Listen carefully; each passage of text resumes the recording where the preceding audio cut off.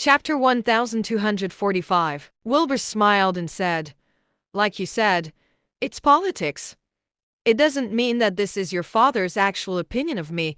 I can understand it completely." Farron was silent for a moment before he said slowly, "I thought you would kick me out." "Do you think I'm that petty?" Wilbur glared at Farron and said. Farron laughed and said, "This is why you're my boss. Let's just put the matter aside for now. Give me a few days to calm down and I'll go talk to my father." "That's good. They're definitely very worried about you." "I understand. You can talk to Faye now. I'll go to sleep now and get up early tomorrow." Farron left after he said that. However, his footsteps seemed heavier than usual. After Farron left, Faye frowned and said, "Wilbur, what do you think about this? I'm not that interested in politics. Oren made his own choice, and it doesn't really affect me. So there are no conflicts here," Wilbur said. Faye let out a sigh of relief, saying, "I was worried that you would be angry. After all, we have such a good relationship with Farron. If we end up souring on each other, he'd be in a very difficult spot." "Exactly. As friends, we shouldn't make things so difficult for him. However, it will be up to him what he chooses and what kind of person he decides to be," Wilbur said seriously. Faye said slowly, "I think you can look for Oren and have a proper conversation with him." "There's no need. Oren has already made his choice. He clearly has his own reasons for that. So we don't need to force it," Wilbur said.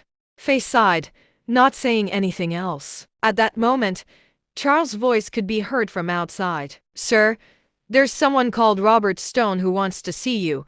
He says it's something incredibly important." Robert Stone. Wilbur thought about it, but he did not seem to know that person. After a moment, Wilbur said, "I'll go take a look." "Okay, then I'll head back to my room."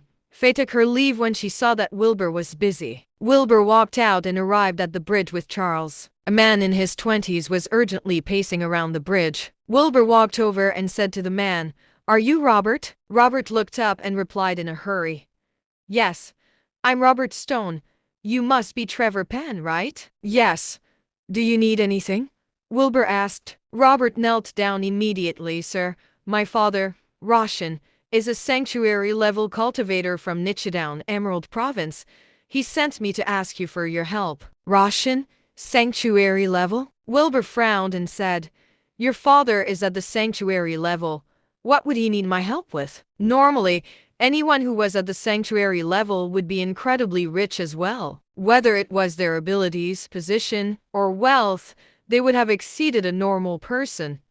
How could they have any trouble with anything? "Sir, a super sanctuary level cultivator from Shia has been challenging the experts of our country. He's already defeated numerous sanctuary level experts and killed quite a lot of them. Kimura has already challenged my father. My father knows he's no match for the man, so he sent me over to ask you for help," Robert said urgently. When Wilbur heard that, he frowned and said, "Kimura is at the super sanctuary level. How did your father know I'll be a match for him? Your name as the Divine General has been spread among the country's cultivators. You're at the super sanctuary level as well. Surely you'll be able to stand up to him," Robert said carefully. Wilbur said calmly, "I can. But why should I? He's not challenging me." "Sir, Kimura came over and said he would destroy the cultivation world of Dasha. All the cultivators in the country will either submit to him or die. My father had no other choice but to ask you for help," Robert said.